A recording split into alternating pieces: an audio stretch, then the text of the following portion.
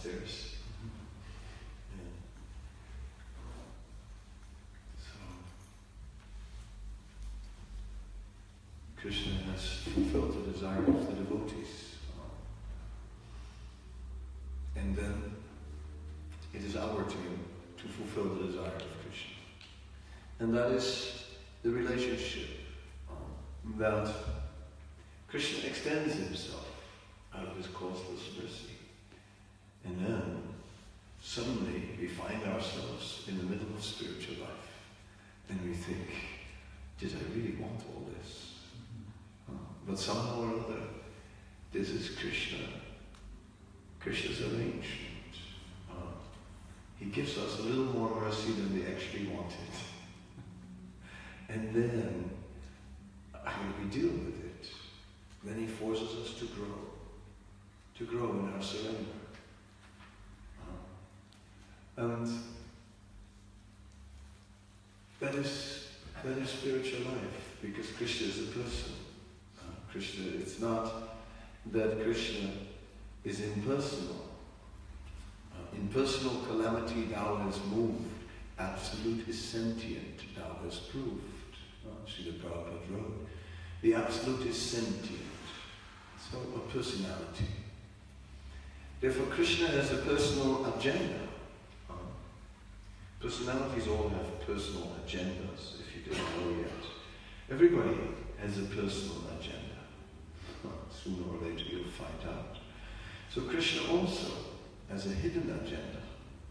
Some of it is known, and some of it is hidden. But of course, the deeper purpose of what Krishna desires is clear.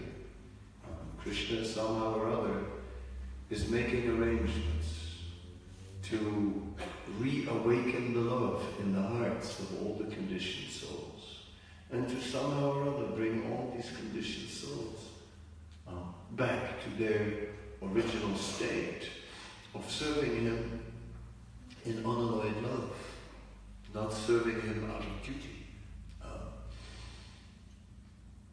Shrutim itare smitim itare bharatamanya bhajanta bhavavita am yamnanda vande yasya linda param brahma. Some are worshipping the Shruti, some are worshipping the Smriti.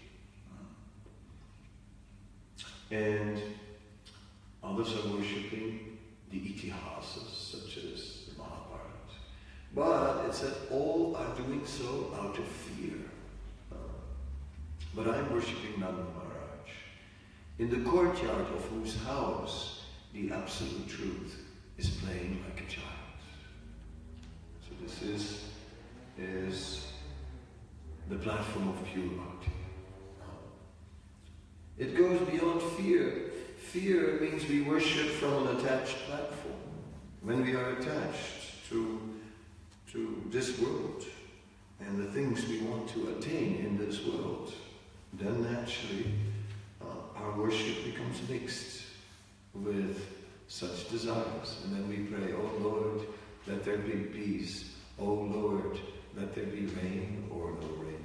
Oh Lord, let everything be auspicious. Oh Lord. But we see the pure devotees, they think everything is auspicious. It's not that they're praying for everything to become all right. They think everything is wonderful because, after all, they have Krishna, and what more is there to desire? Only more of that saying, more Krishna. It is said that the elder brother of Sri Chaitanya Mahaprabhu was named Vishwarup. And whenever anyone was looking for Vishwarup, they knew where to find him. He was always in the temple. He was always in the temple. That's where he spent his days. All days just in the temple.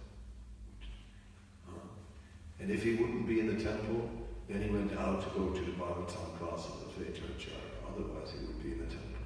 As simple as that.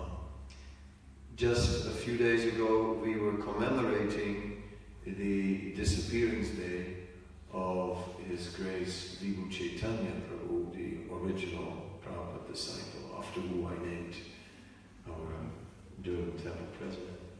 Because when I first joined in the Krishna Balaram Mandir in India, in Vrindavan, at that time, one of the services I used to do was assist Vibhu Chaitanya. I used to cut his vegetables and things, and then he would cook. He would cook everything for the deities. He would cook all the offerings. He would make me wash some pots, and I had to wash them with ashes, because in those days he was cooking on coal stoves. There was no gas, it was coal.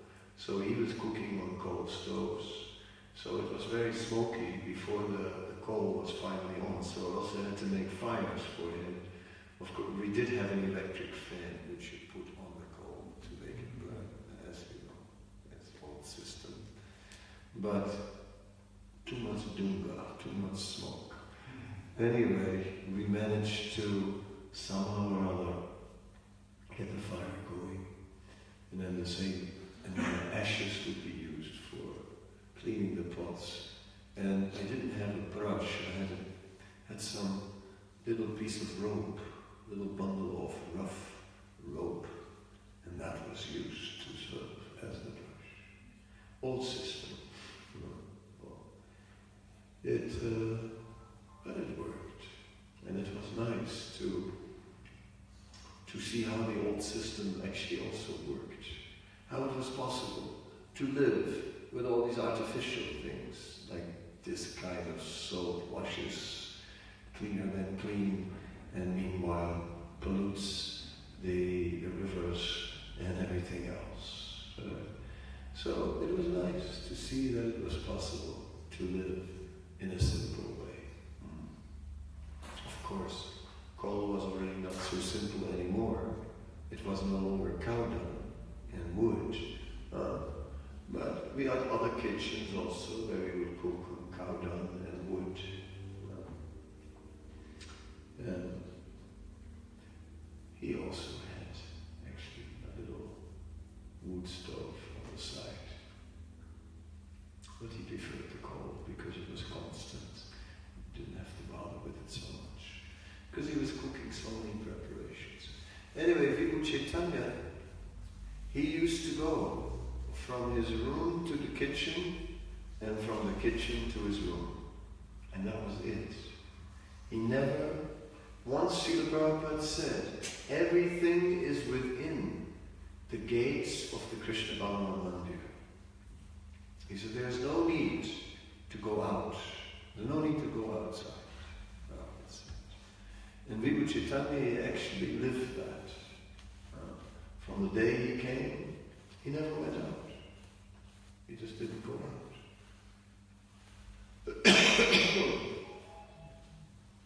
So that spirit is the spirit where one puts Krishna first. Simply nothing else to do. Kechit kevalai bhaktya vasudeva parayana. Nothing else to do, simply be absorbed in serving Krishna, vasudeva parayana. And when we are simply absorbed in serving Krishna, then the result is agam dunvanti krishnena nihara ihavaskara. Then all the fog of material existence, all the illusion, all the false attachments, all the desires, all the dreams that we have in this world, they just disappear. They disappear. And it is said the pure devotee is just always thinking of Krishna. Even while sleeping, is thinking of Krishna. It is not that in the day Krishna conscious, and then at night, while sleeping in Maya, what can I do? No, we see that the great pure devotees, even while sleeping, they're also deeply absorbed in devotional service.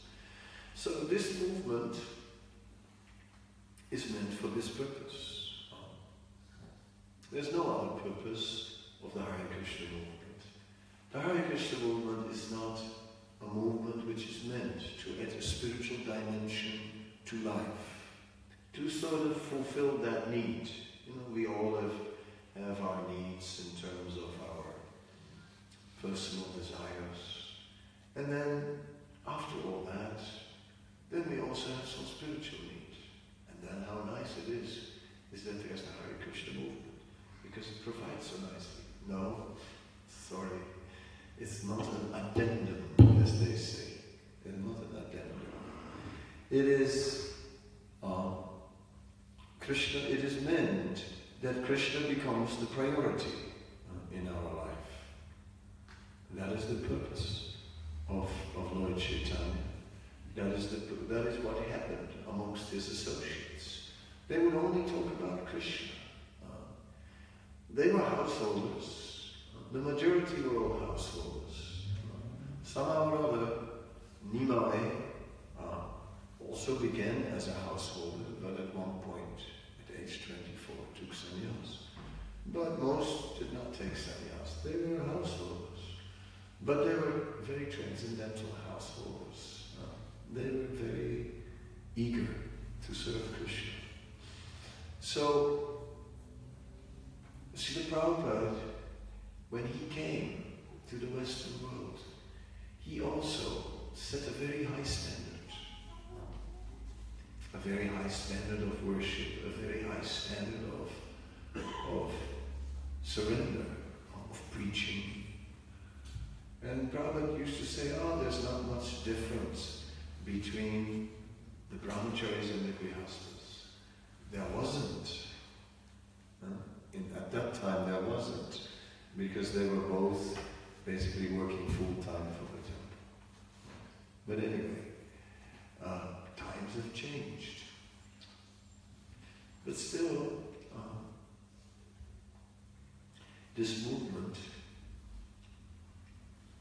has maintained many high standards, just like our standards of deity worship are high standards. If you see, I went to one temple and they said, already for 32 years, on every Purnima, we changed the dress of the deity.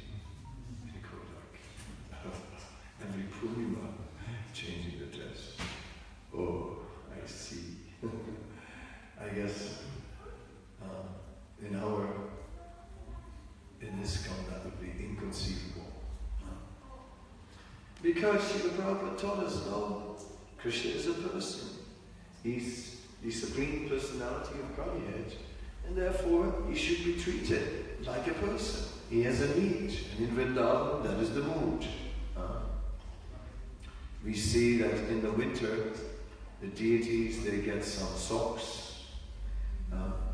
Even the pictures of the acharyas have little wooden covers, half covered. So everyone is warm. And Radharaman, he is small. So he has a special, in his case, they don't bring the offering on the altar. No, Radharaman has a special room where he goes to take dinner. And in this room, in the winter, they serve him piping hot khichdi in the morning with some ghee on top. Tasty. Goes down well. Warms you up. So Krishna is served like a person. He has a need like a person. Just like we take care of our family and cannot say, well, I've fed my child every Purnima. That wouldn't do. The child wouldn't be very happy.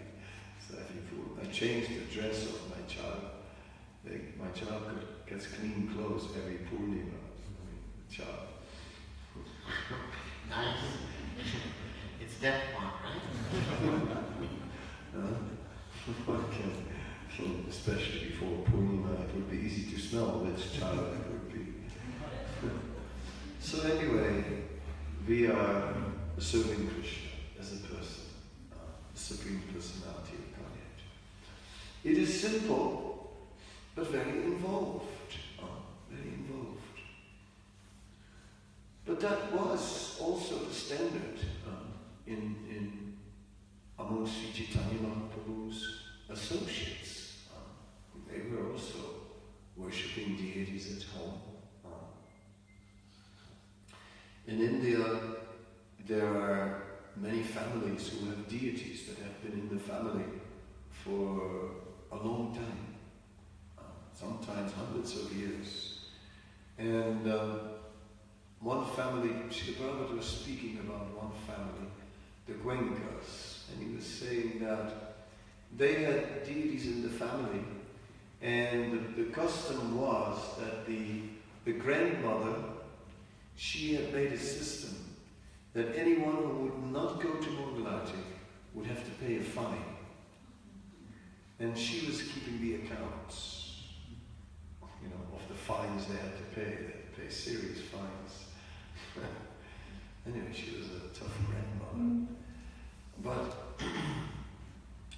that spirit of taking care of Krishna and becoming a member of the family of Krishna, that is really what will attract Krishna.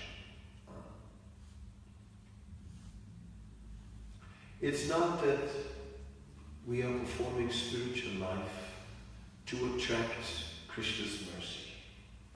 One might be thinking, we're doing all of this to attract Krishna's mercy. But the truth is that somehow or other, Srila Bhaktisiddhanta used to say, it's not that we should try to see Krishna, we should try and act in such a way that Krishna wants to see us. That Krishna becomes attracted to our service. It is said a devotee who is in bhava is so ecstatic and so eager to please Krishna. It said Krishna says, in the eyes of Krishna, this devotee has become like an aromatic flower, and Krishna is like a bee who's irresistibly attracted by that flower. It has to go there. So it is like that the devotee is capturing Krishna by his service. So that is what we are striving for. It begins in a simple way, by fixing ourselves in basic sadhana bhakti. First, it is sambandha. First we must make a connection. Sambandha doesn't just mean to make the connection with the temple, to make the connection with the devotees. No, then to make the connection with sadhana bhakti, with devotional service and practice. So that connection with sadhana bhakti is, of course, there are the 5 principal limbs of bhakti, which are all very important, because it says if you perform those a little bit, then you'll get Krishna prema. And of course, the chanting of Hare Krishna is the most important. It is said that there are 5 that are very important. Mathuravas, residing in Mathura. Nam, or that is Mathura Manda, Vrindavan. Nam Kirtan, that speaks for itself.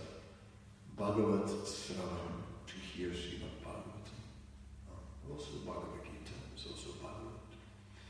Bhagavat Sravan, Sadhu Sangha, to be in the association of devotees. And Srimurti Shravya Sevan. So to serve the devotee of Krishna with great faith. Then the Acharyas explained, they said that the process of archanam, of worshipping the deities, is the process of vaidhi. It is the process of worshipping the Lord according to rules and regulations. But the process of the chanting of the holy name is spontaneous. That is the most important. That is the most important. Namakari Bhavadani Service, Tistatarbitani, Amatas, Smani, and Kara, Itadri Sitama, Kripapa, Pidu Daidam, Idrisami Haji, and there are no hard and fast rules for this chanting. Somehow or other, Prabhupada says like a child calling out for help, calling out for shelter, in this way. Just turning to Krishna. Where else can we turn for shelter? Any other type of shelter is still not enough. You can get like a big electric fans and a sign and cozy on it, but is that enough? Armed response, a shield on the wall. You feel safe then? Okay, no. Some metal gates inside, not alarm, everything. Now you feel safe. No, a dog. No, 2 dogs, big ones. No, armed guards. But maybe one day the armed guards with the dogs will attack you. How do you know? That's also happened. So it's like sometimes the guards themselves turn into the criminals. So what can be done? Ultimately, Krishna will protect us.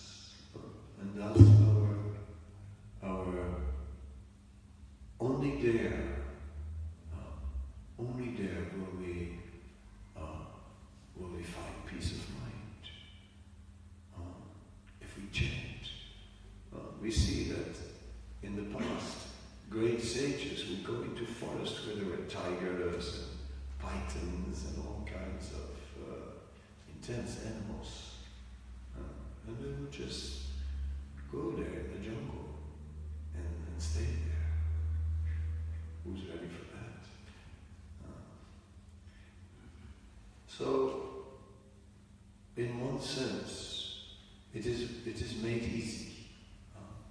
In one sense, Sri Chaitanya Mahaprabhu made it easy, didn't require such rigid austerities. In one sense, we can just stay at home. We can just stay at home. We don't have to change place. We can practice Krishna consciousness from home. But then still, we have to make Krishna, we have to make the change. Being a devotee means Krishna is first. That's what it means. First Krishna. First we do our service. First thing in the morning. As soon as we wake up, offer obeisances to Krishna. Then remember Krishna. Avoid mundane sound vibration. Try and hear some prayers or recite some prayers. It says in scripture, wake up, offer obeisances and recite some prayers.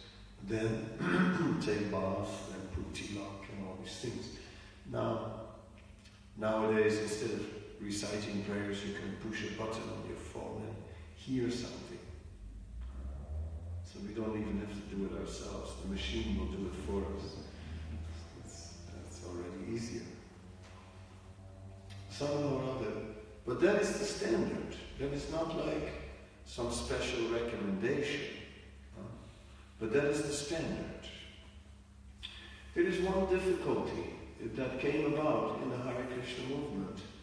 And that is that initially, when Srila Prabhupada started, it was a temple-based movement. And if you got involved, you were supposed to join the temple. And even when you were Grihastha, the temple had a few houses and they would give people some rooms in there, and that was it. But people would live like in communities like that. Anyway, the advantage of that was that everyone was directly trained in the process of bhakti in the temple. So everyone was trained like that. As soon as you wake up, pay obeisances, because everyone went through some brahmachari training, some brahmacharini training. And it was like that. As soon as you open your eyes, someone would stand there and say, offer obeisances. You offer obeisances. Okay. You'd hear devotees reciting prayers. And okay, yeah. It's quite common. So all these things were standard once. But then as the movement became a different movement, a congregation-based movement, all these things watered down, disappeared, and just no one ever heard of them. And nowadays, if you say something like that, they look at you like, yeah, sure, sure, Swami. Well, that's nice. And it just bounces off. And you think, no, but I meant it. I was serious. I meant everyone who didn't do it from now on should do it from tomorrow on. Just when they wake up, they should just, first thing, offer obeisances. That's normal. And they look at me, yeah, of course, that's normal. Yeah. For Swamis, maybe. That's normal for Swamis. That's not normal for, maybe for brahmacharis and Swamis, but not ordinary people. No. Every Vaishnava. No Vaishnava is ordinary. Because that very obeisances, first thing in the morning, is basically saying, Krishna, you are the priority. This day belongs to you. I will offer it to you. Whatever I have to do, even if I have to go to work, I'm working for you, Krishna. I'm working for Krishna. Who's your boss? Krishna's my boss. Who are you working for? I'm working for Krishna. In that way, it gets purified. Again, that's not something, some special Swami insight, these Swamis, right? They see everything transcendental. No. That's just the way every devotee is supposed to look at it. I'm working for Krishna. In that way, we can transform our whole life. Otherwise, if we don't make Krishna the priority like that, before we eat, it is offered to Krishna. Everything in the house, everything is offered in the house. Everywhere, Krishna in the house. So in this way, we offer everything to Krishna. Whatever we do, we offer it to Krishna. Yet karosi yet asnasi, yet jehusi dadati, yet tapasisi konti, yet tat karosi dadati, says Bhagavad Gita. So Bhagavad Gita is not a book full of deep philosophy. So, Bhagavad Gita. Bhagavad Gita. Deep.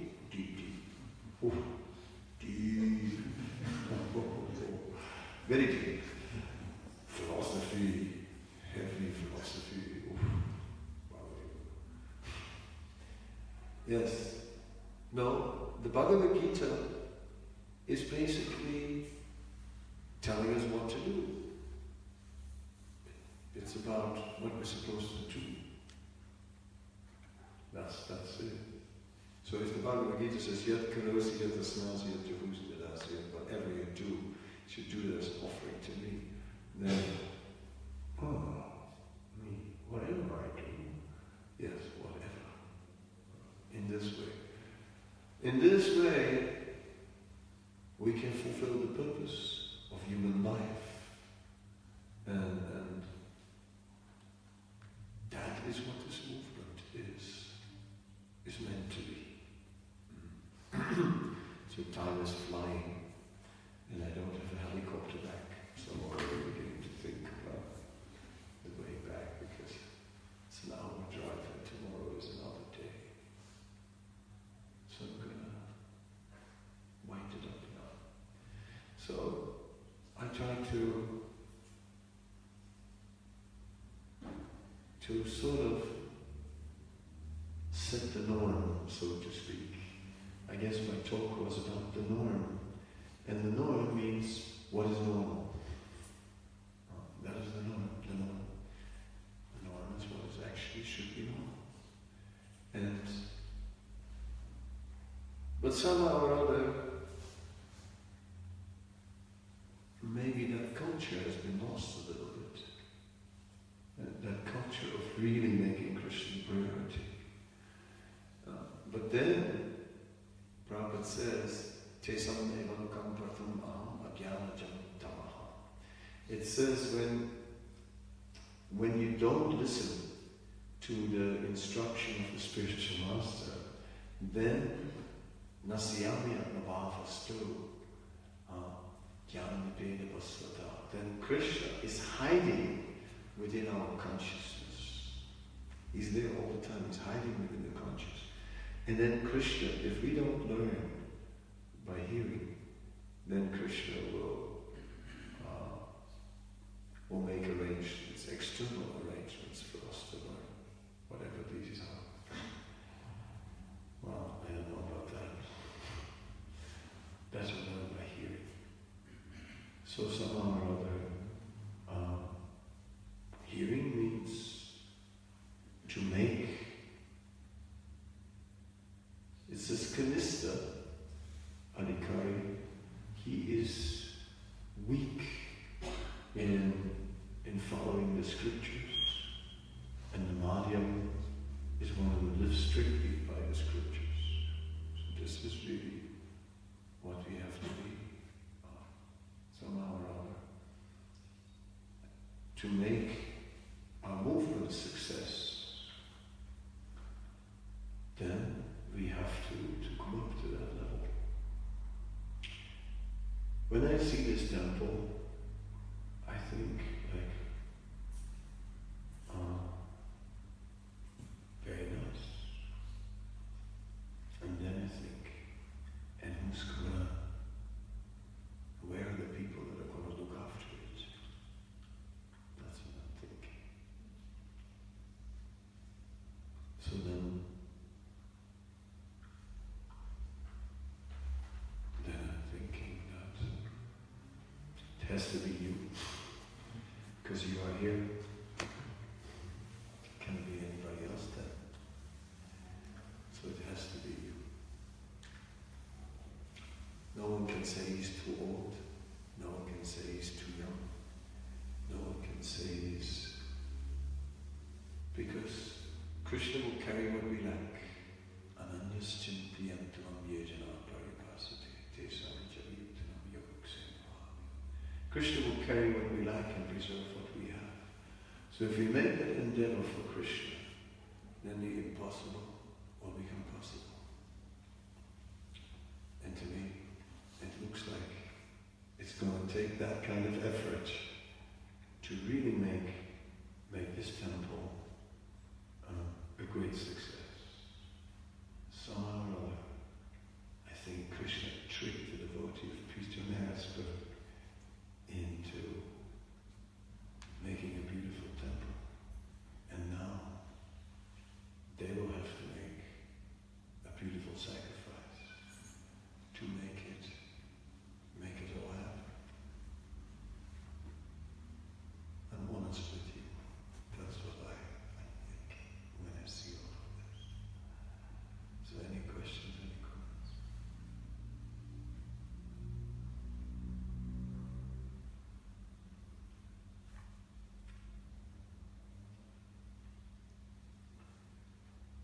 Anyway, do many things. Have many festivals. Festivals bring people. Food fairs. People love to eat. Somehow.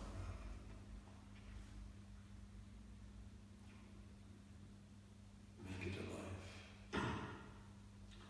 Many beautiful festivals.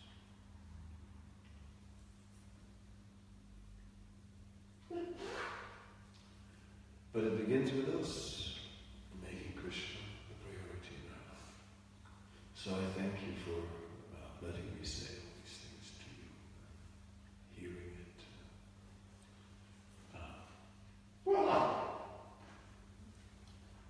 yes, when Pietermaritzburg is flourishing, then we all want to come back.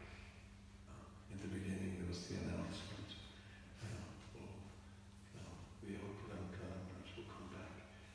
So the more it's flourishing, the more we'll be here all the time. That's the truth. So it's all in your good hands. Govinda. Hare Krishna. Thank you. Hope to see you next time. I was scared because it's too long drive.